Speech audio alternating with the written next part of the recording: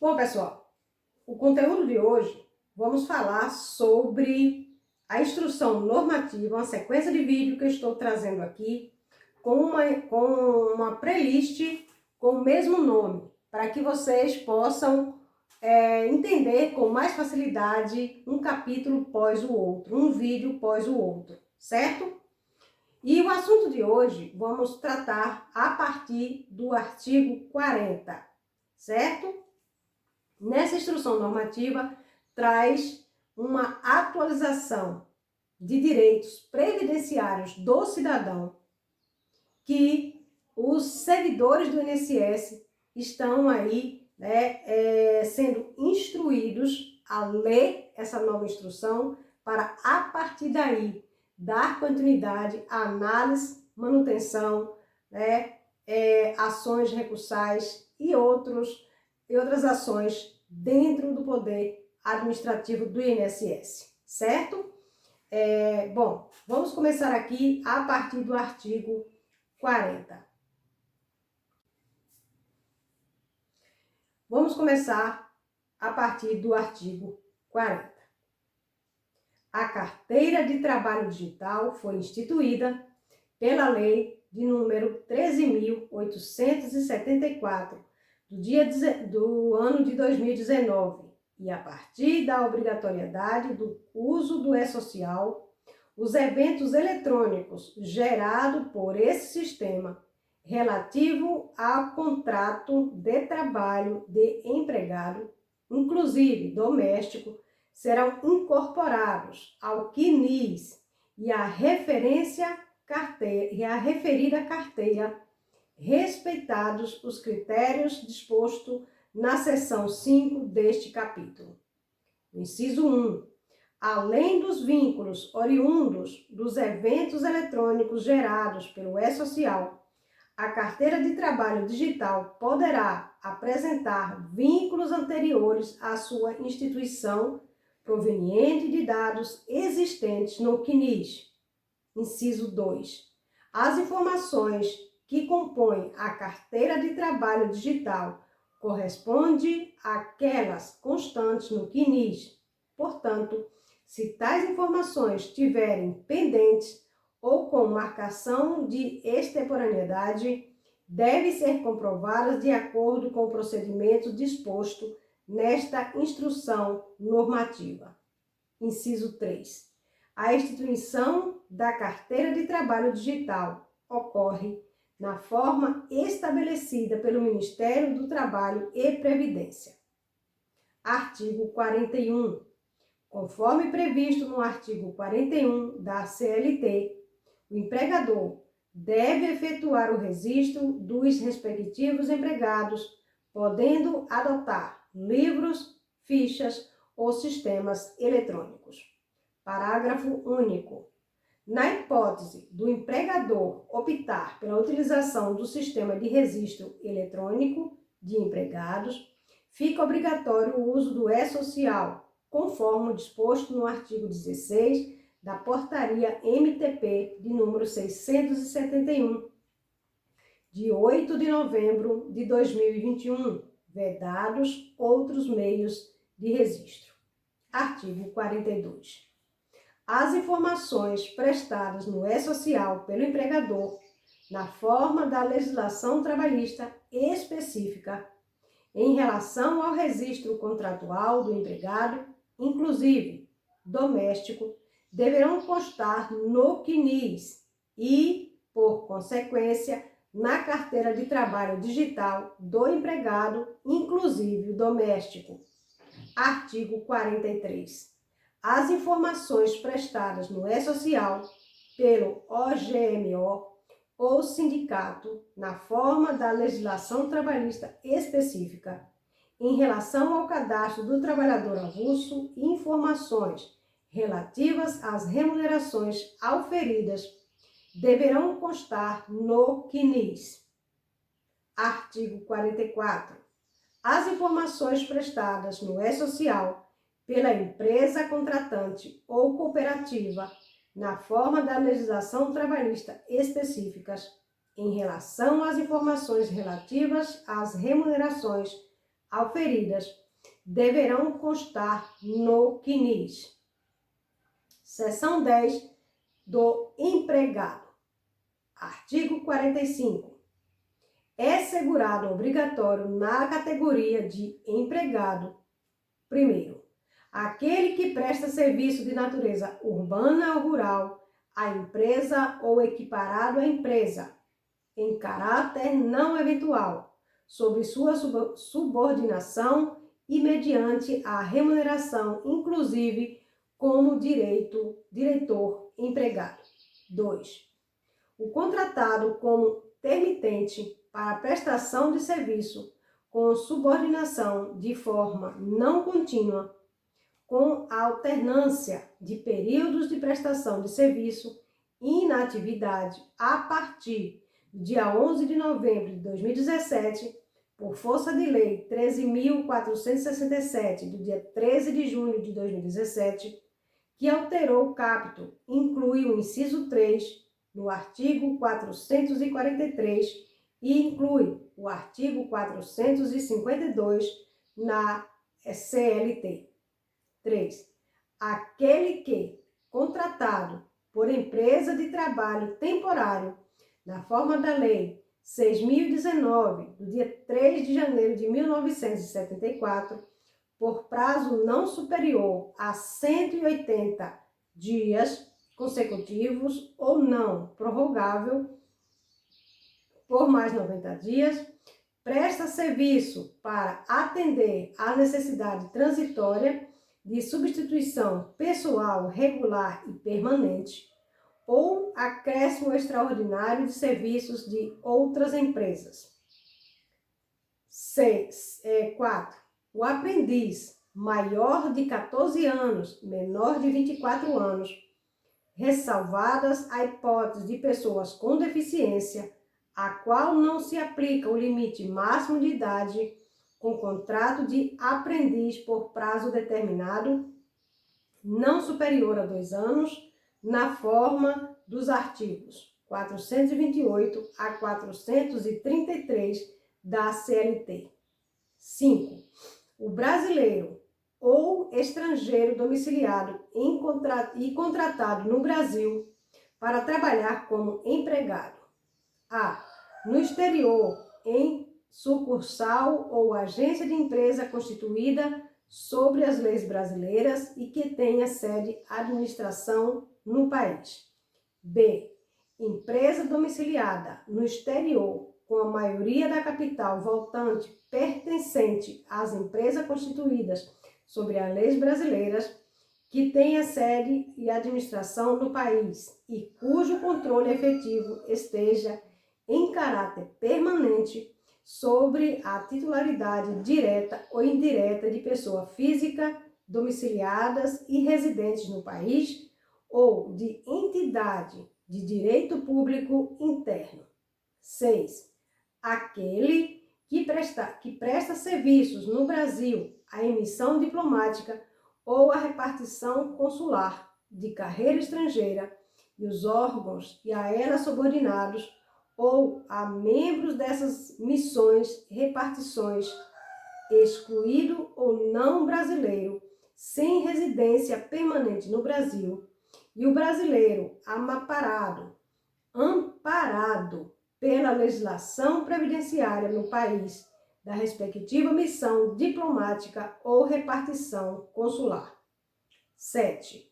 O brasileiro civil que trabalha para a União no exterior, em organismos oficiais internacionais dos quais o Brasil seja membro efetivo, ainda que lá domiciliado e contratado, salvo se o segurado na forma da legislação vigente do país do domicílio ou ser amparado por RPPS. 8.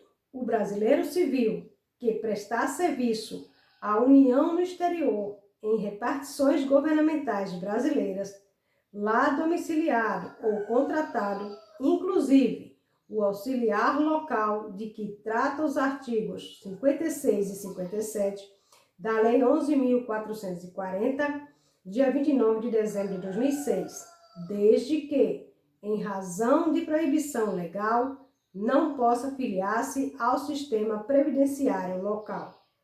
9.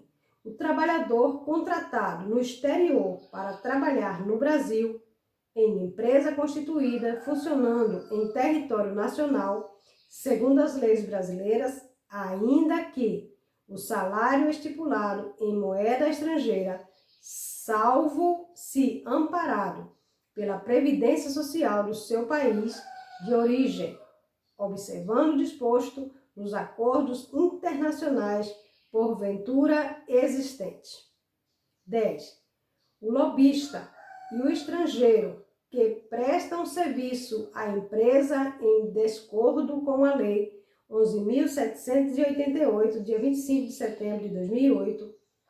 11. O servidor da União, incluídas suas autarquias e fundações de direito público, ocupante exclusivamente de cargo em comissão declarado em lei de livre nomeação, exoneração, a partir do dia 1º de agosto de 1993, por força de lei 8.647, do dia 13 de abril de 1993, e o que, nessa condição, para período anterior a essa data, não tivesse amparado por RPPS. 12.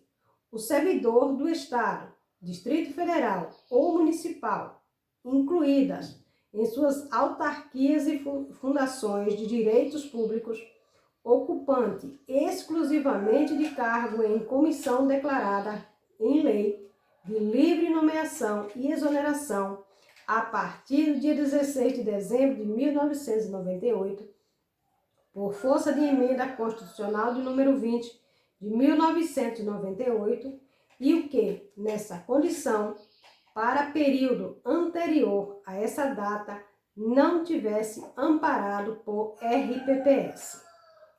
13. O ocupante de cargo ministro de Estado, secretário de Estado distrital ou municipal, a partir do dia 29 de novembro de 1999, por força de lei 9.876, dia 26 de novembro de 1999, desde que, não amparado por RPPS, pelo exercício do cargo efetivo, do qual tenha se afastado para assumir essa função. 14. O servidor titular de cargo efetivo do Estado, Distrito Federal e Municipal, incluídas em suas autarquias e funções do direito público, desde que, nessa qualidade, não esteja amparado por RPPS. 15. O servidor contratado pela União, bem como pelas respectivas autarquias e funções de direito público por tempo determinado, para atender à necessidade temporária do excepcional interesse público, nos termos do inciso 9 do artigo 37 da Constituição Federal, a partir do dia 10 de dezembro de 1993, por força de lei 8.745, do dia 9 de dezembro de 1993. O servidor contratado pelo Estado, Distrito ou Município, bem como pelas respectivas autarquias e fundações, direitos públicos por tempo determinado, para atender à necessidade temporária de excepcional interesse público, nos termos do inciso 9 do artigo 37 da Constituição Federal de 16 de dezembro de 1998, por força de lei da emenda constitucional de número 20 de 1998, e o que nessa condição para período anterior a essa data, se não tiver amparado por RPPS. 17. O ocupante de emprego público da União, incluídas suas autarquias e funções de direitos públicos. 18º.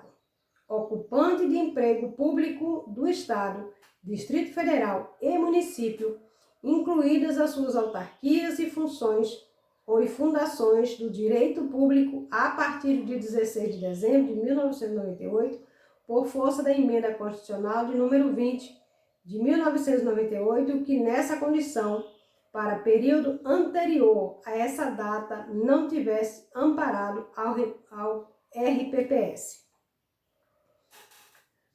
19º. O contratado por titular se serventia da Justiça sobre regime de legislação trabalhista e qualquer pessoa que habitualmente presta-lhe serviço remunerado sobre a sua dependência, sem relação de emprego com o Estado a partir de janeiro de 1967, conforme a resolução de número 325, dia 24 de julho de 1999. 20. O escrevente e o auxiliar contratado a partir do dia 21 de novembro de 1994 por titular de serviços notariais e de registro, bem como aquele de investidura estatuária ou de regime especial contratados até 20 de novembro de 1994, que optaram pelo RGPS em conformidade com a Lei 8.935, de 18 de novembro de 1994. O excedente, mandato eletivo federal, estadual e distrital e municipal, a partir do dia 19 de setembro de 2004, salvo o titular de cargo efetivo da União, dos Estados, Distrito Federal e municípios, incluídas suas autarquias e fundações de direitos públicos, afiliado ao RPPS, no cargo de origem, na forma estabelecida pela Lei 10.887, do dia 18 de junho de 2004, observando o disposto pela Portaria MPS 133, do dia 2 de maio de 2006 e a subseção 3 da seção 23 deste caput. 22. O empregado de organismo oficial internacional ou estrangeiro em funcionamento no Brasil a partir do dia 29 de novembro de 1999, em decorrência dos efeitos da Lei 9.876 de 1999, salvo quando coberto pelo RPPS. 23. O trabalhador rural contratado por produto rural ou por produtor rural, pessoa física, por pequeno prazo para o exercício de atividade de natureza temporária, na forma do artigo 14A desta Lei 5.889, do dia 8 de junho de 1973. 24.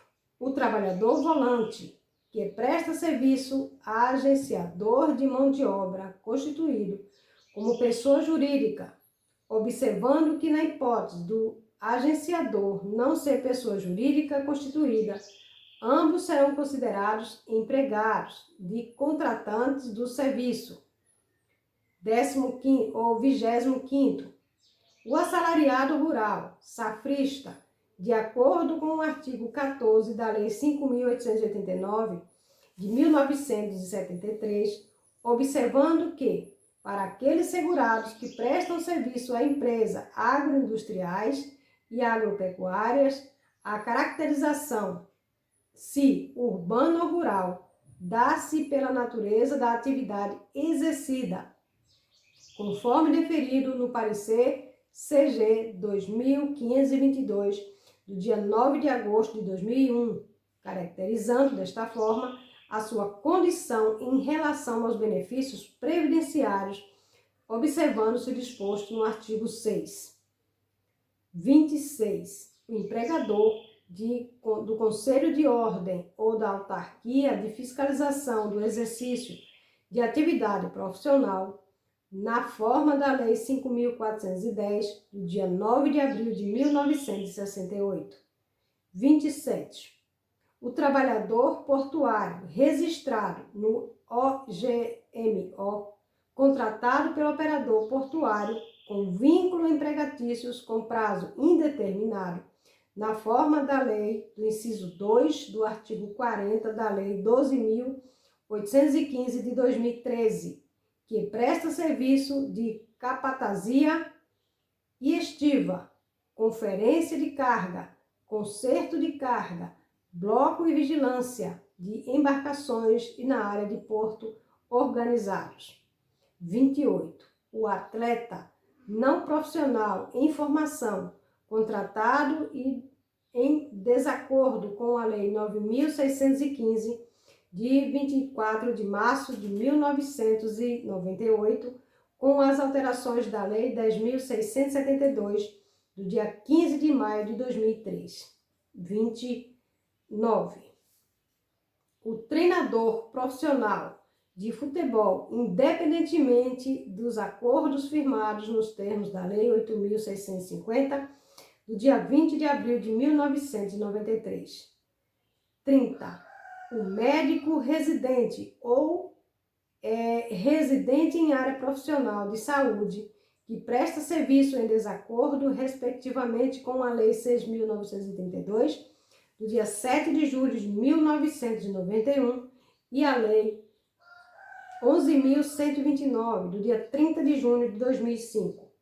O agente comunitário de saúde, com vínculo direto com o poder público local, até 15 de dezembro de 1998, desde que não amparado no RPPS, e a partir de 16 de dezembro de 1998, por força da emenda constitucional de número 20 de 1998, desde que não seja titular de cargo efeito amparado pelo RPPS, e agente comunitário de saúde e o agente de combate a endemias demitido pelo gestor local do Sistema Único de Saúde, SUS, e pela Função Nacional de Saúde, FUNASA, com fundamento na medida profissional de número 297, do dia 9 de junho de 2006, convertida através da Lei 11.350, de 5 de outubro de 2006, salvo se, no caso do Estado e Distrito Federal e de municípios, na forma do disposto em lei, seja ocupante de cargo efetivo amparado pelo RPPS. Inciso 1. Na hipótese do inciso do caput, entende-se por diretor empregado aquele que participa ou não do risco econômico do empreendimento, seja contratado, promovido para cargo de direção da sociedade anônimas, mantendo as características inerentes à relação de emprego. Inciso 2. Na hipótese do inciso 26 do caput, o servidor público efetivo vinculado ao RPPS que exercer concomitantemente o mandado efetivo de um vereador será obrigatoriamente afiliado ao RGPS como empregado e deve contribuir para este em regime de previdência em relação ao cargo eletivo ao RPPS em relação ao cargo efetivo. Inciso 3. Na hipótese do inciso 31 deste caput, entende-se por agente comunitário de saúde nos termos da Lei 11.350 de 2006, a pessoa recrutada pelo gestor local do SUS por intermédio de um processo seletivo para atuar mediante a remuneração em programas de prevenção e promoção de saúde desenvolvida em conformidade com as diretrizes do SUS sobre supervisão do órgão gestor. Inciso 4. O vínculo previdenciário ao agente comunitário de saúde contratado por intermédio de entidades civis do interesse público dar-se-á com essas entidades na condição de segurado empregado do RGPS. Inciso 5. O vínculo empregatício mantido entre cônjuges ou companheiros não impede o reconhecimento de qualidade de segurado do empregado, excluindo o doméstico, observando as disposições da seção 5 deste capítulo, no que couber, devendo ser aplicado desta orientação a todos os processos pendentes de decisão, inclusive ao que contenham esse vínculo de empregado, excluindo o doméstico, anterior à publicação desta instrução normativa. Inciso 6. Entende-se por serviço prestado em caráter não eventual aquele exercício por pessoa física relacionada, direto ou indiretamente, com as atividades normais da empresa. Aqui termina o capítulo de número 40, através do artigo número 40 até o artigo 45. O próximo artigo será a partir do 46, que trata de providência da comprovação relativa a vínculo, remuneração do empregado, diante da Instrução Normativa 128/2022. Um grande abraço e até lá!